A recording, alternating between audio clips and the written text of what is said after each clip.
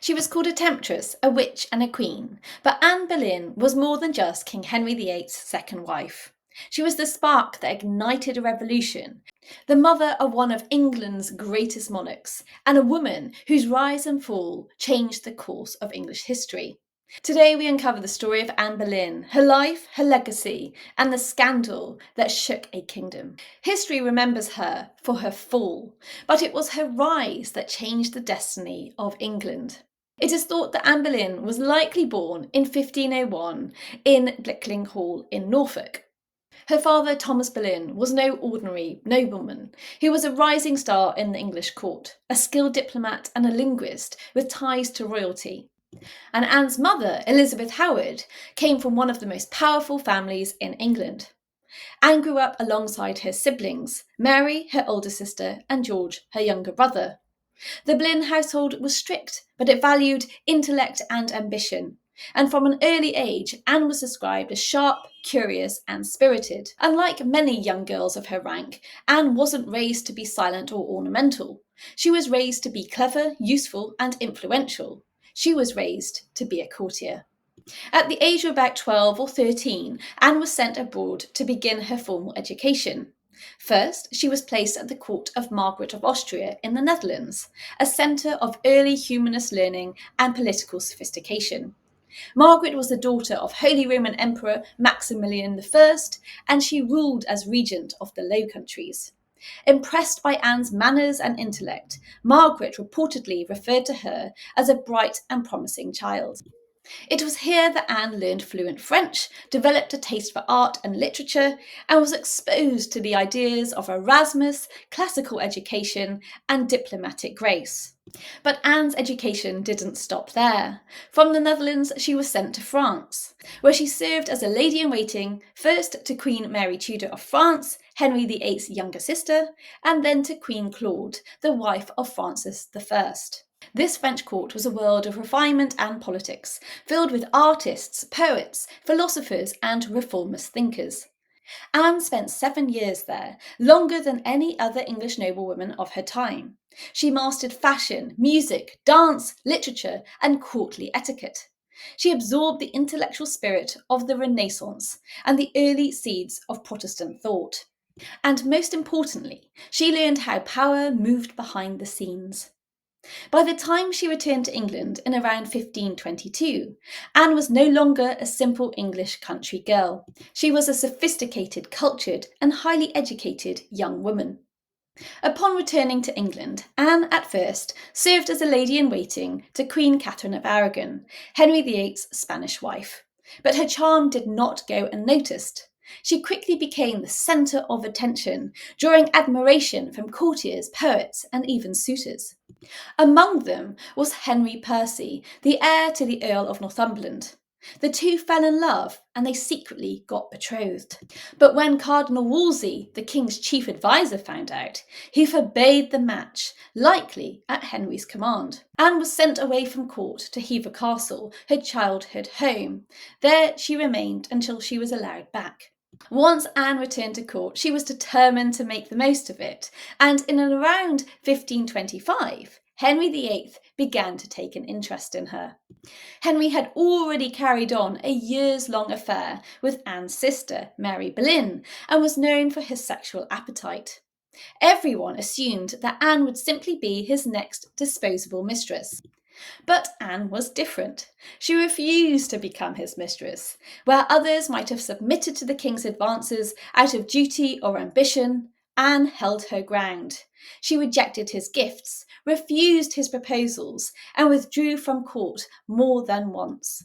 That resistance, bold and dangerous, only deepened Henry's desire. He wanted what he could not have. Desperate, Henry began writing to Anne, long, emotional letters filled with poetry, passion, and frustration. Over 17 of these letters survive today. They are rare personal windows into the mind of the king. He calls her my mistress and my friend, my heart's desire, and he even signs one, H. Rex, yours forever. Henry offers her titles, jewels, and a promise of marriage, but Anne kept him waiting. Whether out of principle, strategy, or genuine uncertainty, Anne played a careful game. She was treading a fine line, keeping the king interested while not surrendering her power. Anne knew that becoming Henry's mistress would make her disposable, but becoming his queen would make her untouchable. By 1527, Henry was no longer just infatuated, he was determined. He told Anne that he would divorce Catherine and marry her, no matter the cost. But Catherine refused to step aside. She insisted that her marriage was valid and she had powerful allies, including her nephew, Emperor Charles V of the Holy Roman Empire. The Pope Clement VII was caught between Henry and the Catholic powers of Europe, and he delayed the decision. This delay dragged on for years, and Henry, furious, began to believe that the papacy was standing in the way of his will. It was Anne, clever, passionate, and deeply engaged in religious debate, who introduced him to a radical idea: that kings, not popes, should hold authority over their own churches. This was the spark that became the English Reformation. A personal desire had become a national crisis. Anne wasn't just the king's love interest anymore. She was the catalyst for England's greatest religious upheaval in centuries. Henry's solution was drastic. Between about 1529 and 1533, he challenged the authority of the Catholic Church. He rejected the Pope's power in England, and in 1534, Parliament passed the Act of Supremacy, declaring Henry the supreme head of the Church of England. This was not just a love story. This was the beginning of the English Reformation. And at the centre of it all was Anne Boleyn. In January of 1533, Anne Boleyn finally got what she had long wanted: the crown. Henry and Anne were married in secret, before the annulment from Catherine was even finalised. Then, in a bold move, Anne appeared at court as queen, visibly pregnant with the king's child. And by June the 1st, she was officially crowned Queen of England in a lavish ceremony at Westminster Abbey. But this was no ordinary coronation. Anne Boleyn was the first queen to be crowned with St. Edward's crown, a symbol usually reserved for monarchs themselves. It was a bold statement from Henry. Anne was not a placeholder, she was the queen, and her unborn child, he believed, would be the long-awaited male heir. But the kingdom was not so easily won over. Many still saw Anne as an intruder. She had replaced the deeply respected Catherine of Aragon, and done so without the blessing of the Pope. To the Catholics, Anne was illegitimate. To conservatives, she was immoral. Whispers of sorcery and seduction followed her everywhere. Yet Anne did not shrink in the face of controversy. She embraced her role as queen with intelligence and an unapologetic sense of authority. Unlike many of her predecessors, Anne was politically engaged. She had a strong influence over Henry, particularly in matters of religion and reform. Anne was a known supporter of evangelical thinkers, those calling for a more personal, scripture-based Christianity.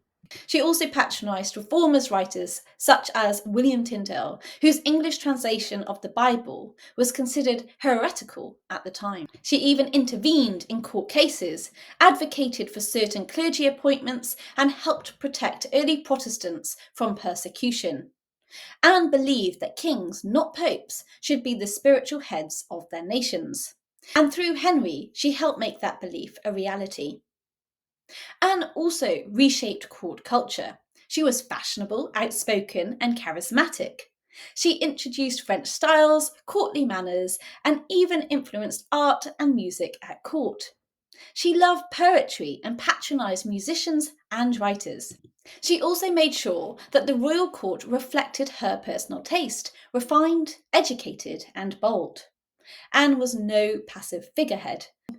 She spoke her mind, even to the king, something that was both rare and risky for a woman in her position.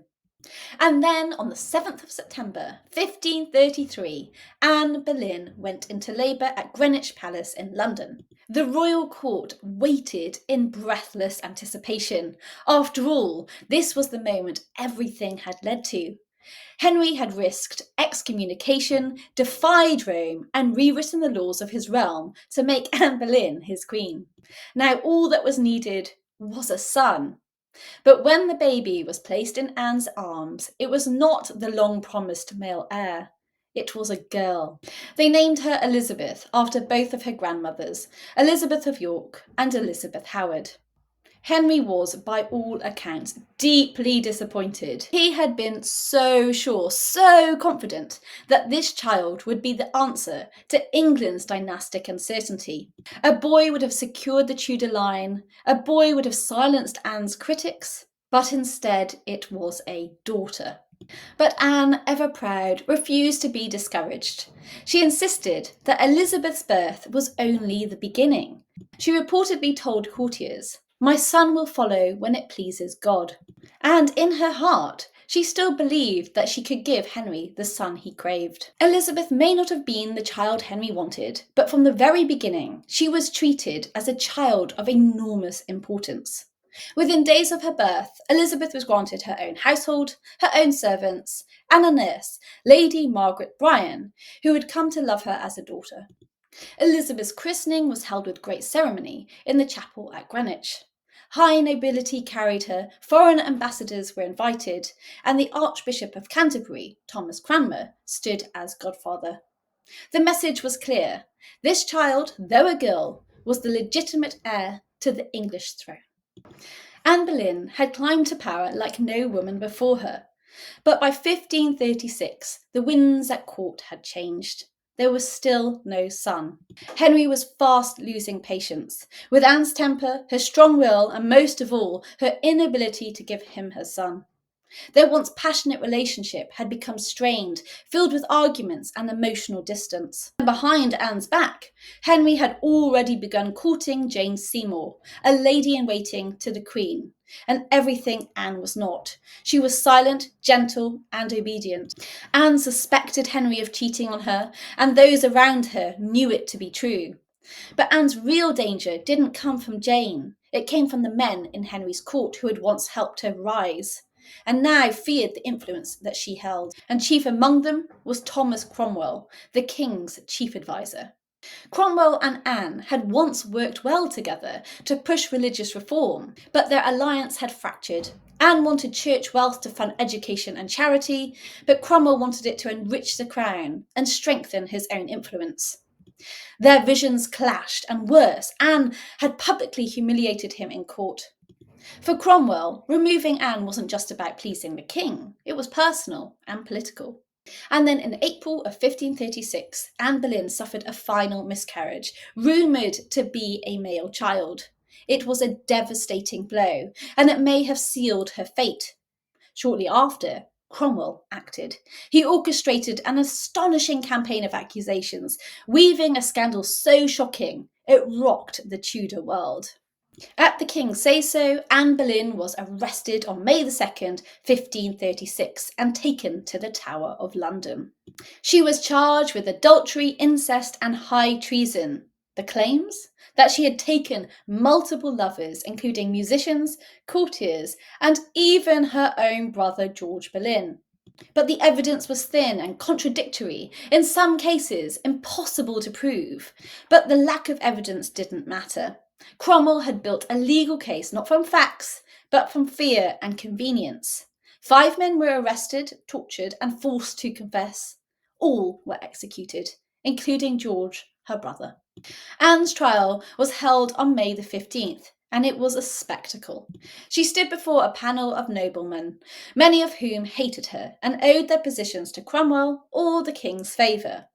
Yet Anne defended herself with intelligence and composure. She denied all charges. She appeared not with tears, but with calm dignity, reminding the court that she had always been a faithful wife and a queen in service of God and her king. But the verdict had long been decided. and she was found guilty on all counts.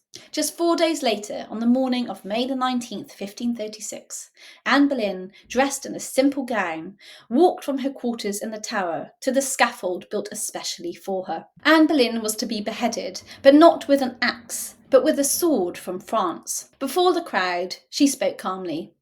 "I am come hither to die, according to law, and therefore I will speak nothing against it."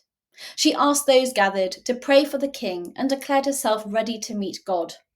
Then, kneeling with her eyes bound, Anne Boleyn was beheaded with a single stroke of the sword. She was only in her mid-30s. Anne died disgraced, buried in an unmarked grave at the chapel of St. Peter ad Vincula within the Tower walls. But history had other plans. Her daughter Elizabeth I would grow up to become one of the most legendary monarchs in history. She ruled England for 44 years in what became known as the Elizabethan Golden Age, a period of exploration, art, and global influence. And Anne? She became a symbol of female agency, religious reform, and courtly intrigue. She was not perfect. She was ambitious, proud, and sometimes arrogant. But she was brilliant. She reshaped a nation. I think Anne Boleyn's story reminds us of a timeless truth. Even in the darkest moments of history, even in the shadows of scandal and loss, some legacies refuse to die. Anne Boleyn is one of the most famous women in English history. Thank you for watching. If this story moved you, be sure to like, comment and subscribe for more deep dives into the lives of history's most fascinating figures. And tell me in the comments, who should I cover next?